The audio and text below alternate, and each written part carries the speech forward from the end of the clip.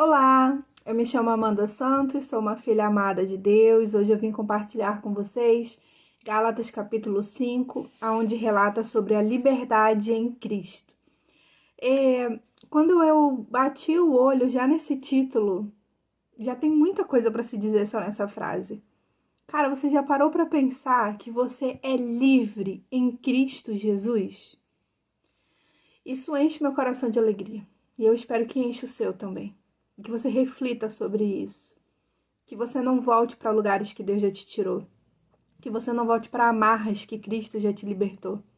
Que você não fique debaixo de um jugo que Deus não tem para sua vida. Cristo te libertou. Se aproprie dessa verdade bíblica nesse dia e viva para a glória de Deus, viva livre, viva leve, viva exaltando em júbilo ao Senhor. E a gente vai começar a leitura agora. O verso 1 diz assim: Foi para a liberdade que Cristo nos libertou. Portanto, permaneçam firmes e não se deixem submeter novamente a um jugo de escravidão. Vamos parar e vamos refletir sobre esse verso aqui. Você tem se submetido novamente a um jugo de escravidão? Você tem ficado calado em horas que você precisa se posicionar, que você precisa se expressar, que você precisa dizer como você se sente? Eu não tô falando sobre como a outra pessoa vai reagir a tudo que você vai dizer. Eu quero que você olhe para você, você se questione, sabe? Coisas que estão acontecendo na sua vida, se tá tudo bem. E se tá tudo bem realmente, porque às vezes a gente fala que tá tudo bem e não tá tudo desmoronando. A gente vai ter dias difíceis, a palavra de Deus fala isso.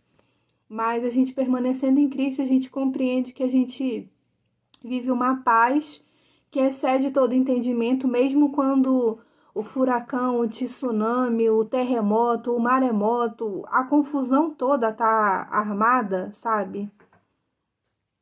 Em meio a todo esse caos, você consegue compreender que o Senhor está com você, que a bondade dele está sobre você, que ele continua sendo fiel, que ele continua sendo soberano, que nada impede o mover do Senhor sobre a sua vida.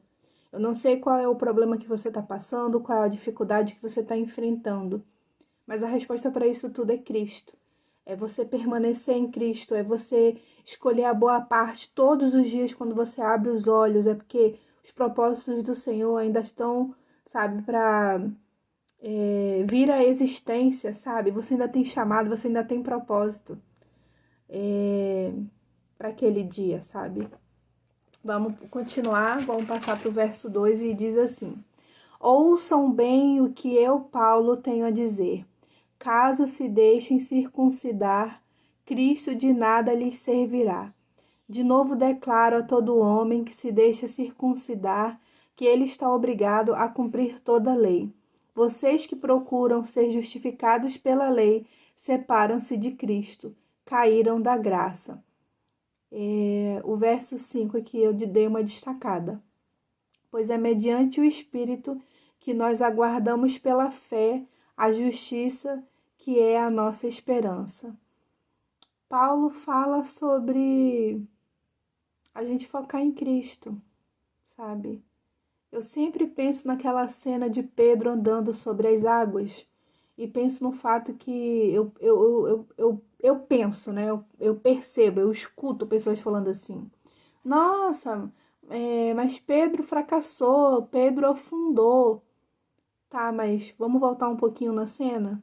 Pedro andou sobre as águas. Pedro foi o único que rompeu, saiu do barco e andou sobre as águas. E uma outra parte que eu gosto muito dessa passagem é do fato de que quando ele afundou, Cristo estendeu a mão. E não tem como a gente estender a mão para quem a gente está longe. Então isso significa que Cristo está perto da gente. Mesmo quando a gente olha para a tempestade e para as circunstâncias e é sufocado pela rotina de trabalho maçante, de cuidados com casa, com todas as coisas que a gente precisa fazer. E tudo que Cristo quer é que a gente foque os olhos nele, que você trabalhe para a glória de Deus, que você cuide da sua casa para a glória de Deus, que você estude para a glória de Deus. Mas não deixa isso ser maior do que Deus na sua vida. Deus tem que ser a prioridade. E aí, refletindo sobre o verso 5, vamos ler ele de novo. Pois é mediante o Espírito que nós aguardamos pela fé a justiça, que é a nossa esperança. Pela fé, a justiça, que é a nossa esperança. São processos que a gente vive com Deus, né? A gente anda em fé, a gente não anda pelo que a gente vê. Deus é um justo juiz, né? Ele ama a justiça e odeia a iniquidade. Então, são coisas que a gente precisa colocar em prática na nossa vida todos os dias. Fazer, mesmo que ninguém esteja vendo, porque a gente precisa trazer à nossa memória que Deus está vendo, que Deus está presente. E que a nossa esperança é Ele, né? A nossa confiança tem que estar nele. O verso 6 vai dizer: porque em Cristo Jesus nem circuncisão, nem incircuncisão tem efeito algum, mas sim a fé que atua pelo amor. Fazendo uma conexão do 5 com 6, fala sobre pela fé a justiça e agora fala sobre a fé que atua pelo amor. Você se sente uma pessoa amorosa? Você trata bem os da sua casa? Você trata bem as pessoas que você tem relacionamento? A gente precisa vigiar para que a gente possa exalar o bom perfume de Cristo, né? Às vezes não é fácil, né? Relacionamentos são difíceis, são conturbados, são complexos, mas até as conversas que você precisa ter ou deixar de ter com alguém, apresente isso ao Senhor, ore antes, sabe, de partir para a conversa, sabe? E que o Senhor te dê coragem e intrepidez para você avançar, para quando você precisar realmente ter a conversa. O verso 7. Vocês corriam bem. Quem os impediu de continuar obedecendo à verdade? Cara, isso aqui é uma frase, né, uma pergunta que a gente precisa muito refletir. Porque Cristo, ele quer uma obediência e não é de qualquer jeito, é uma obediência imediata. Obedecer à verdade, obedecer à palavra de Deus, obedecer o que Cristo tem nos dito, sabe? Tal persuasão não provém daquele que os chama. Um pouco de fermento leveda toda a massa. Estou convencido no Senhor de que vocês não pensarão de nenhum outro modo. Aquele que os perturba, seja quem for, sofrerá condenação. Irmãos, se ainda estou pregando a circuncisão, por que continuo sendo perseguido? Nesse caso, o escândalo da cruz foi removido. Com relação ao verso 10 aqui, aquele que os perturba, seja quem for, sofrerá condenação. É um verso que a gente precisa orar, porque quando a gente se sente perturbada por outras pessoas, a gente precisa compreender que nós não nos movemos pela razão, nós não nos movemos pela emoção, nós nos movemos em Cristo. Cristo nos faz avançar. E aí a gente não precisa querer a cabeça de ninguém, porque a palavra de Deus fala que quem nos perturbar sofrerá condenação. Agora, no mesmo momento que a gente lê esse versículo e isso nos conforta, isso precisa nos confrontar.